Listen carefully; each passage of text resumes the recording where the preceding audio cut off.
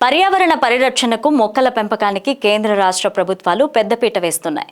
ప్రకృతిని కాపాడుకోవడం కోసం అడవులను సంరక్షించుకోవడంతో పాటు హరితహారం వంటి కార్యక్రమాలతో కొత్తగా మొక్కలు నాటేందుకు ప్రభుత్వం శ్రీకారం చుట్టింది.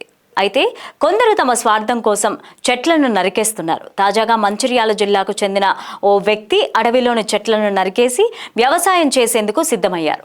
అటవీ అధికారుల ఫిర్యాదు మేరకు కేసు నమోదు చేసుకున్న పోలీసులు అతడిపైన కేసు పెట్టడంతో పాటు ట్రాక్టర్ని కూడా సీజ్ చేశారు.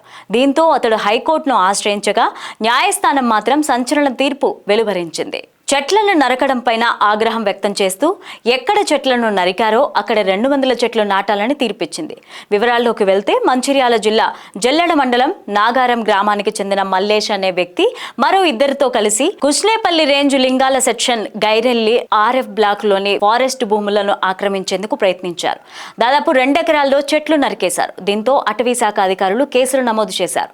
అనంతరం మల్లేష్ ట్రాక్టర్ను సైతం స్వాధీనం చేసుకున్నట్లు తెలుస్తోంది. పోలీసులకు అప్పగించగా ట్రాక్టర్ ను వారు సీజ్ చేశారు. దీంతో తన ట్రాక్టర్ విడిపించుకోవడం కోసం మల్లేష్ హైకోర్టులో పిటిషన్ దాఖలు వేయడం జరిగింది.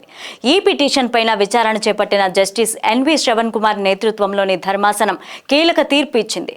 అడవులను ఆక్రమించాలని ప్రయత్నిస్తున్న వారు అలాగే భారీ ప్రాజెక్టుల కోసం అటవీ భూముల విస్తీర్ణం క్రమంగా తగ్గిపోతుందన్నారు. అడవుల పరిరక్షణ పైన సుప్రీంకోర్టు ఇచ్చిన ఆదేశాలను క్షేత్రస్థాయిలో అమలు కావడం లేదన్నారు. ఇప్పటి నుంచి అడవులను నరికితే అదే స్థాయిలో అడవులు పెంచేలాగా మొక్కలు నాటాలని చెప్పారు. ఈ మేరకు 2 ఎకరాలను సరిపోయేలాగా ఎకరానికి 100 మొక్కలు చొప్పున 200 నాటాలని పిటిషన్ను న్యాయస్థానం ఆదేశించింది. అయితే అడవిని నాశనం చేస్తే ఇక నుంచి ఊరుకునేది లేదని చెప్పారు. పిటిషనర్ నాటాల్సిన మొక్కలను సరఫరా చేయాల్సిందిగా సూర్యాపేట డిఎఫ్ఓను న్యాయమూర్తి ఆదేశించడం జరిగింది.